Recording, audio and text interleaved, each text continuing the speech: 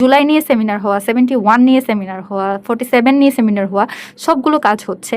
এবং একই সাথে জুলাই নিয়ে যে কাজগুলোর কথা বলছেন, জুলাইতে আমাদের ম্যাগাজিন আসবে, অ্যাজ ওয়েল এজ আমরা চেষ্টা করছি একটা ইন্টারন্যাশনাল বই আনার, যেই মানে একাডেমিয়াতে আমরা আসলে ঢুকতে চাই। আমার যেটা আমার ইচ্ছে ছিল যে একটা জিনিস আমি আসলে খুব করে ভাঙতে চেয়েছি, সেটা হচ্ছে 71 এবং 24, এই দুইটা জিনিস মুখোমুখি দাঁড় করানোর চেষ্টা করে আওয়ামী পতিত শক্তি, যে তারা 71-এর শক্তি, 24-এর শক্তি হচ্ছে রাজাকারের শক্তি, রাজাকারদেরকে তারা প্রতিহত করবে, এই টাইপের এক ধরনের তারা দেখাতে চায়, মানে ভিউ একটা তৈরি করতে চায়। কিন্তু এটা আসলে কমপ্লিটলি ভুল। 71-কে যারা ধারণ করে তারা 24-কে আসলে খারিজ করে না।